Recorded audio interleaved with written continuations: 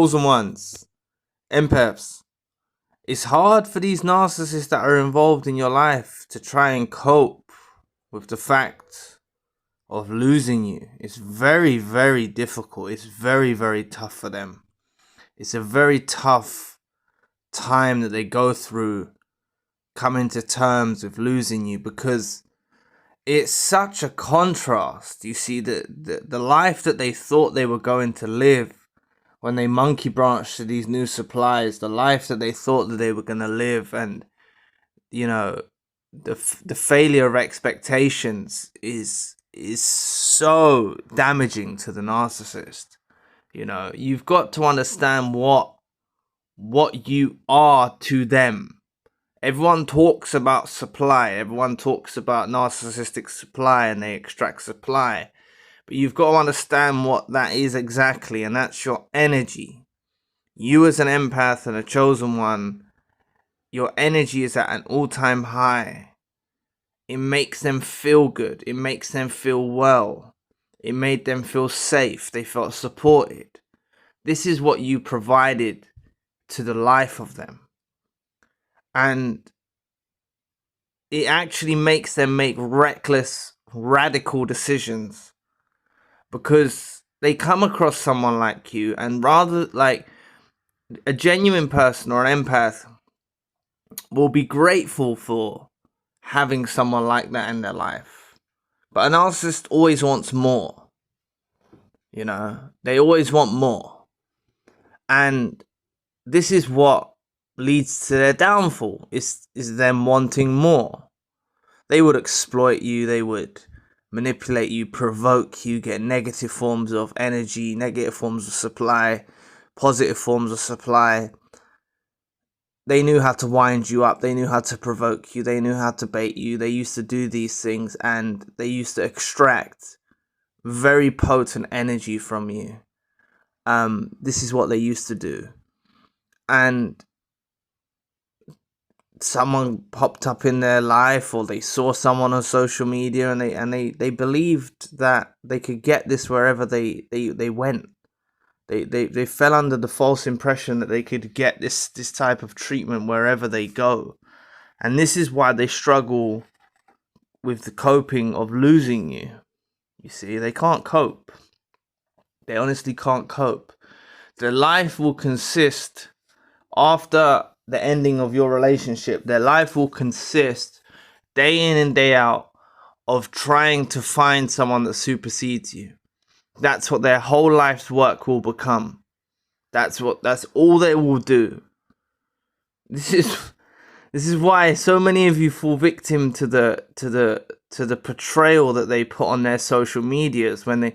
I've heard of narcissist, provoking the victim. The victim was unaware, but the victims see things on the social media like, I'm with the best person ever now. Things like that, right? Blatant things like that. You've got to take things like that as exactly, you can't take that. How can I put this? A narcissist, they're a narcissist, they're a liar, they want to hurt you, they're like this. And they're putting on their social media, they're with their best person they've ever met. They're living their best life. This is bullshit, basically, to be quite frank. This is just bullshit. And their whole social medias are organized and strategically done to wind you up after the relationship ends. That's why they'll do these sorts of things. When a narcissist says they're living their best life and they're happy, that doesn't mean that. You know that firsthand. You know that from being in interactions with them, being in their daily life. They don't say what they're really thinking.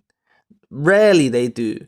Sometimes they speak hard truth. Sometimes they speak truths, but rarely. They're always manipulating. They're always being a deviant. They're always doing things behind the scenes, and that's what they're doing with these social media posts, or what they're trying to portray to you in person if you saw them at an event or you saw them with their new supply. This is what they're doing. They can't cope. You need to internalize this. To stay informed on topics like these, subscribe to the channel. If you want to shed some light on a personal situation, book a one-to-one session. I do all countries and time zones. Links for all I've mentioned are in the description box below. But they can't cope. They can't cope. You need to know your value. Everything is about you knowing your value. Now, I totally understand you not seeing your value. I totally understand you not even recognizing your value. And that's because you've been through abuse. You need to be kind to yourself. You need to realize everything that you've done. You need to realize that not every people out there don't do what you did for them. There's people out there that will get in contact with a narcissist and see that they're a manipulator. Empaths and chosen ones tend to let what the narcissist does go over their head. You see, you could have certain gut feelings about the narcissist in your life, and you might look back in retrospect now at things that they've done, and you might have had certain gut feelings or notice something off about them, and you let it go over your head, and that might anger you now that you actually let those things go over your head. But it's okay. It's okay. You let these things go over your head because you give people the benefit of the doubt. That's what you do. You give people the benefit of the doubt, and you needed to see something substantial. You needed to see the real, the unmasking. You needed to see them things. So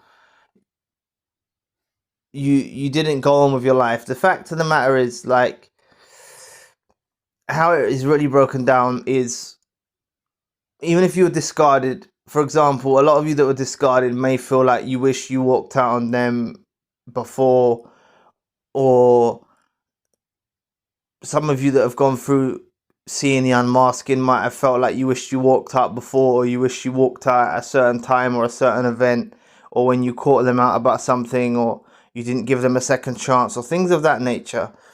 And the way that I kind of analyze it, I don't know if some of you might disagree, but I think that empaths and chosen ones, the way that you are,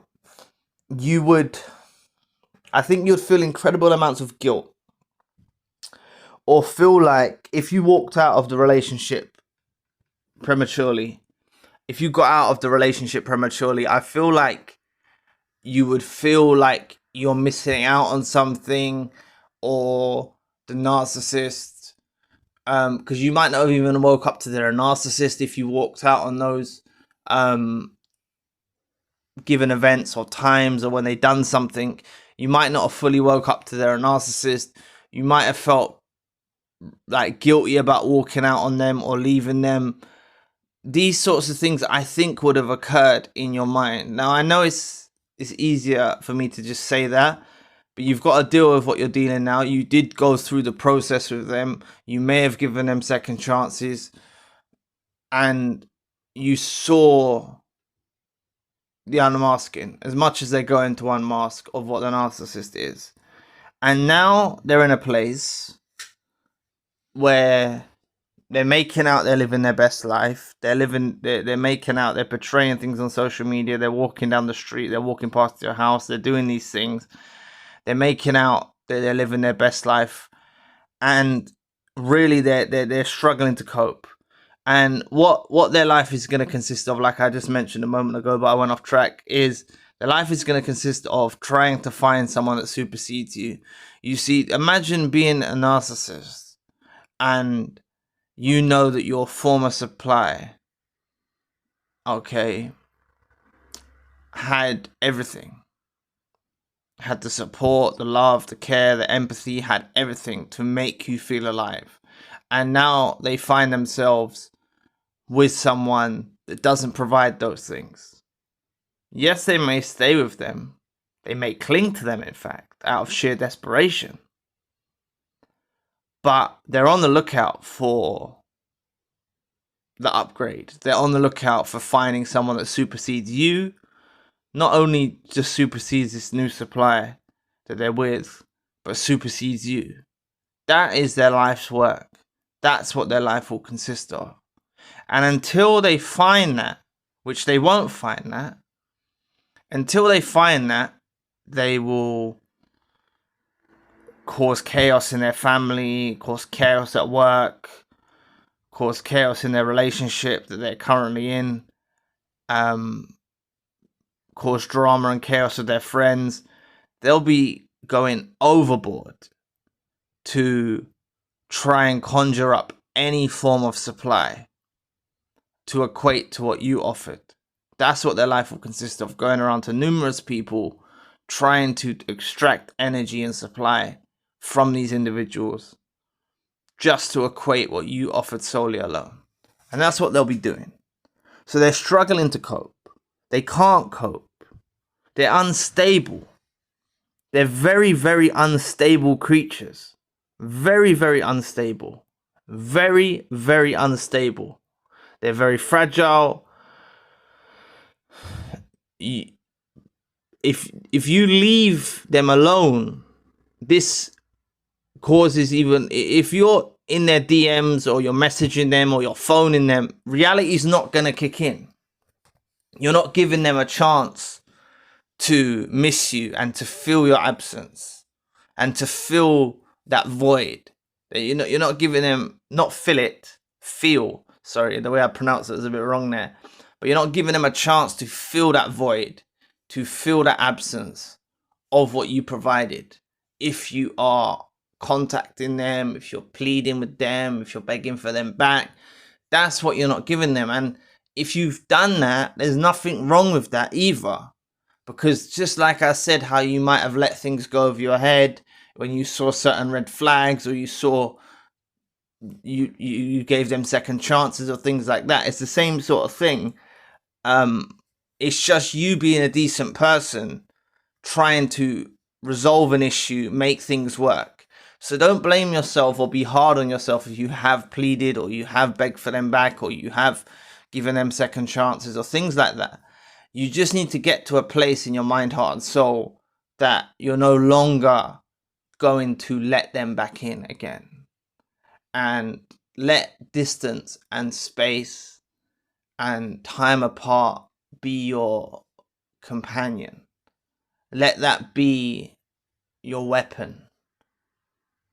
Not that you're not a weapon like you're trying to hurt them or something, but naturally you using space and time and distance is the best strategic move that you can possibly make. You see, you often find yourself after a narcissistic relationship feeling like you need to close the distance, close the space. They're pulling away. You're trying harder. This is often what individuals and victims of narcissistic abuse find themselves falling into, these patterns in trying to close the space, close the distance, talk to them, to sort things out, things like that. You need to back away. You need to let them get on with their lives. You need to let them go with new people. As long as you know you're never going to let them back, that is. You have to let them go through this whole transition and this whole process to finally realize what they've lost in you. So that's why I always say, celebrate them going on with someone new.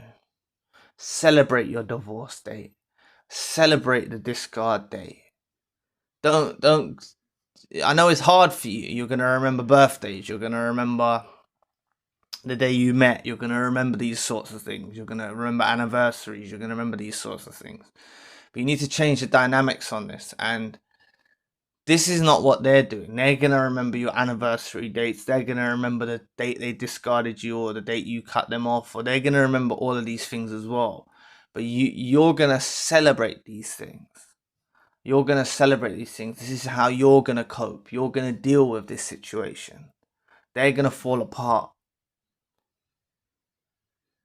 Like, a lot of you and people I've discovered when I've done numerous sessions with people, a lot of people struggle with the narcissist being with someone new. And I totally get it. I totally get where you're coming from. I totally understand that.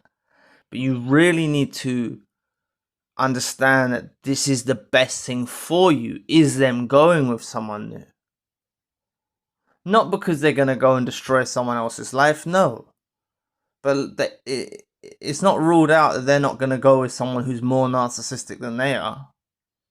It's not ruled out that they might go with someone who's more toxic than they are. This is what you need to think about. They make terrible decisions. And this terrible decision they made to discard you or let you walk away if you cut them off, and them go in another way, another direction. This is the very thing that crushes them. This is the very thing that destroys them. Because you are a good person. You done good things by them. You supported them. You were kind to them. You were loyal to them. You were truthful to them. You're transparent to them. You done genuine, kind, decent things towards this individual. They've got nothing to hate you over. They haven't. They may lie, they may do these things, they may do this, they may do that, but they've actually got nothing to hate you over. They might gossip to their new supplier saying that you was toxic and you was this and you was that. That's what I meant by, they may lie to the new supplier. That's what I was talking about. They may lie to the new supplier, they may lie to their family that you was toxic, that you was this. Like, they want to create drama and chaos out of anything, but realistically they haven't got anything that you've done wrong. They haven't got anything. You're a decent person. So they struggle to cope with losing you based on that, because what you did for them, you're only going to know if you were good to them. And I don't want any of you downplaying the good things that you did do, or overlooking the good things that you did do, or putting yourself down and thinking you didn't do enough and stuff like that, because that can often fall in. That can often happen to the victims of narcissistic abuse. They can feel like, you can feel like, being a victim of narcissistic abuse, that you didn't do enough, or you could have done more, or things like that.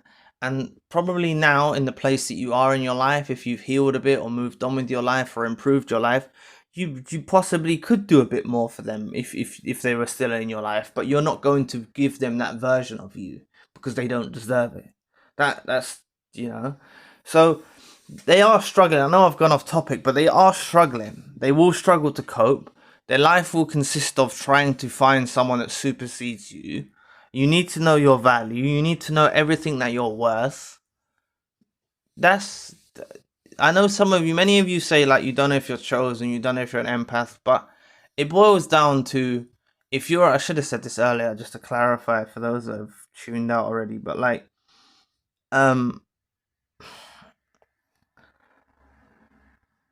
if you can put yourself in another person's shoes, okay, that's empathy. That's something they can't do. That's why they treated you the way they treated you. That's why they hurt you the way they hurt you. That's why they abused you the way they abused you. Because they can't actually put themselves in another person's shoes and see something from the other side of the coin. So if you can do that, then you're an empath. And the reason why I say chosen ones, just for those that don't know, the reason why I say that is because I think you've been chosen to have that gift of empathy. Some people call it a curse, having a gift. I think it's a gift. It's actually a gift to be able to be like that. And if the world had a lot more empaths in it, the world would be a more harmonious place. But it's not. It's filled with toxic individuals.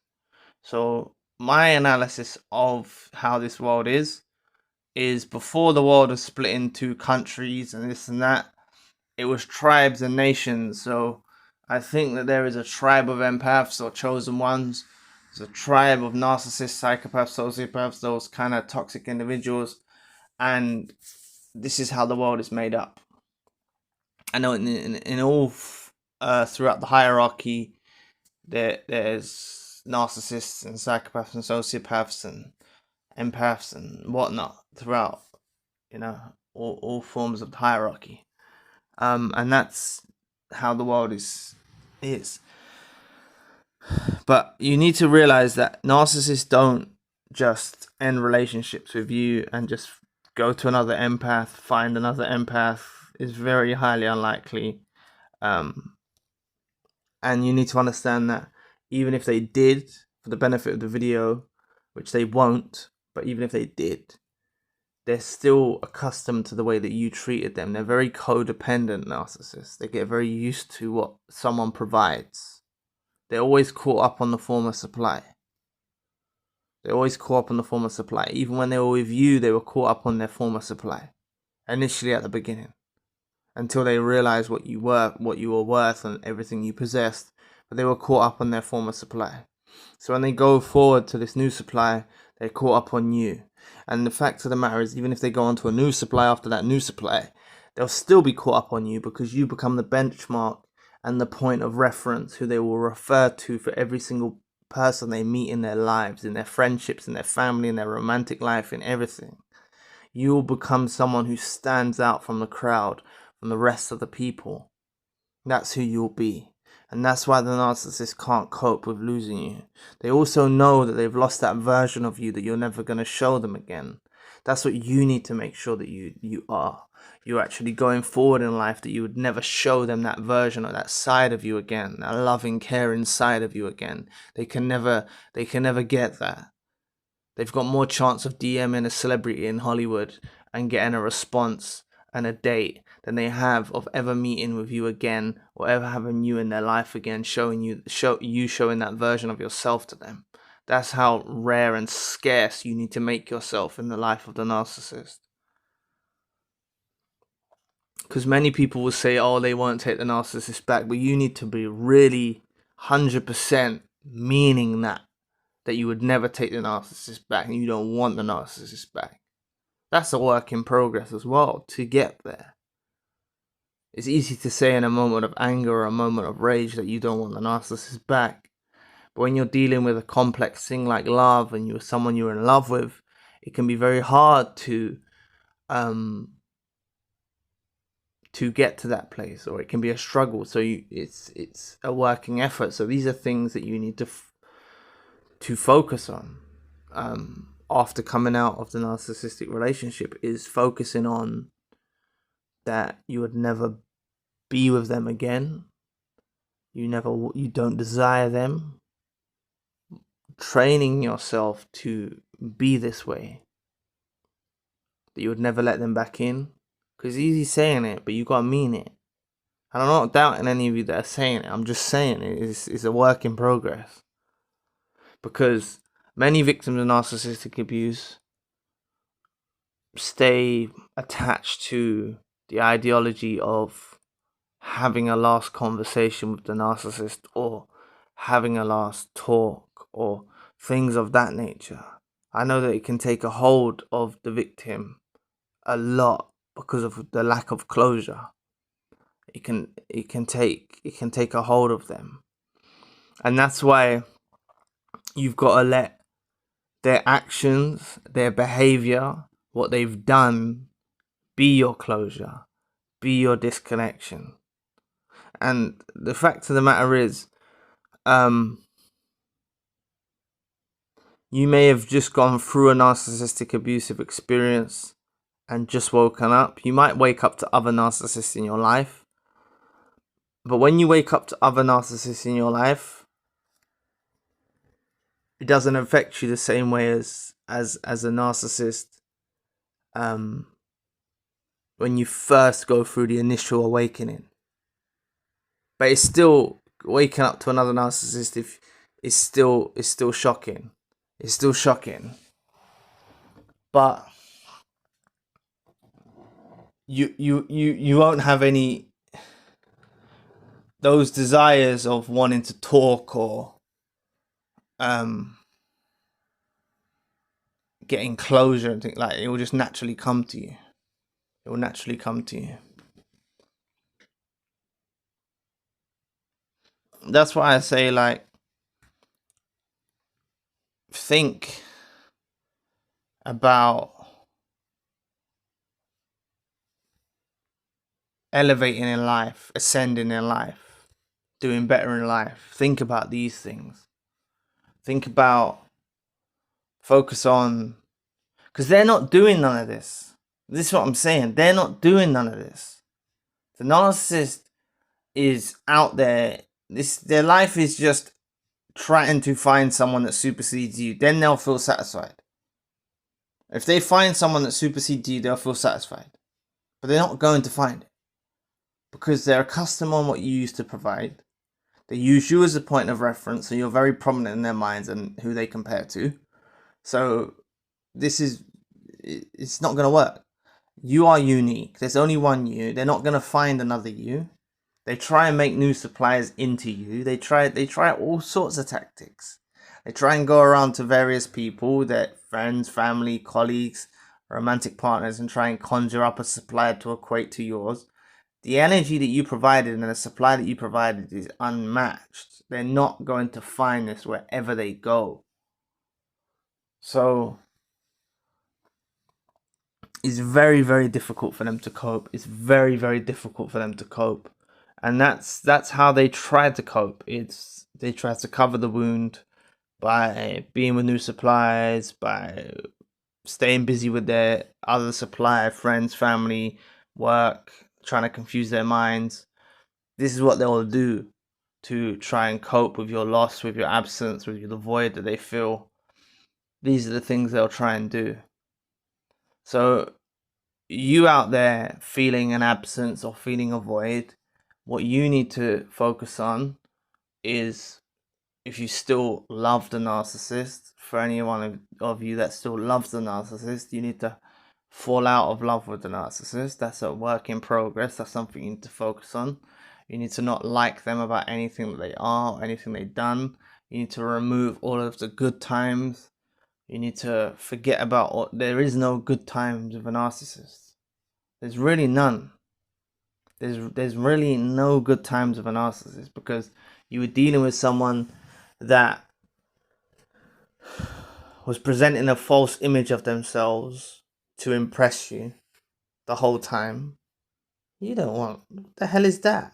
I feel sorry for people that have to do that. They could never show you the real true version of themselves because they're embarrassed of who they really are. So they used to get offended. They used to get offended, like, because they're presenting themselves in a way to you, right? Should have said this earlier as well. They're presenting themselves in a way to you. So you may touch on subjects or things that are to do with the real them, like deviance or whatever. You might bring something up one day, and you trust them. You think they're decent. You think they're truthful. You think they've got morals. So when you touch on a subject matter about negative people, narcissists, like, they'll take offense to that. You might not have used the terminology narcissist, but you might have spoke on the kind of actions of a narcissist. They would have took offense to that because they've got a whole history of where they've been acting in this behavior. Yes, they're pretending they're another version to you. They're presenting a version of themselves to you, but they would have took offense, and it would have caused narcissistic injuries, you bringing up things that they do in their life. So that's often why they seek revenge. They seek to hurt you. They try and do all these things. But they're out there with these new supplies, and they know that they know deep down that they ain't going to find someone like you. They're stubborn, so they'll keep trying to find someone like you, or someone that supersedes you, but they never will. And they'll struggle to cope. And that's what their life is going to consist of now. That's all their life is going to consist of. They're very, very stubborn, so they're going to keep trying. They'll cling to a new supply out of sheer desperation, but they're on the lookout still for someone to supersede you, but it's not going to happen. So don't worry about a thing. They're struggling out there. They find it hard to cope. They're very unstable creatures. They're very, very unstable creatures. And you are truly blessed to be out of the life of the narcissist. Regardless of the situation, anyone that's out of a life of a narcissist is truly, truly blessed. You're truly, truly blessed. any one of you that's out of the life of the narcissist, you're really blessed. Honestly, you should be really thankful. So any of you that still desire to talk to them, try and focus on that and resist that urge and don't want to talk to them. Start to teach yourself that you don't want to talk to them. Look at things from another perspective. Some of you that are still in love with them, understand it's a work in progress and you'll fall out of love with them. Focus on all of the negative things that they've done. Forget about all of the so-called good times, because there was no good times. And just be kind to yourself and take yourself through this adjustment phase of detaching from the narcissist, because it's just a period that you're going to go through, a season that you're going to go through to detach from the narcissist. It's just a season. So thanks for listening today. If you need support, please book a session. The links for all that you need are in the description box below. And if you'd like to know more about the narcissist does want you back and this is why, click this video here. So anyway, I'll be back with another video soon. Peace.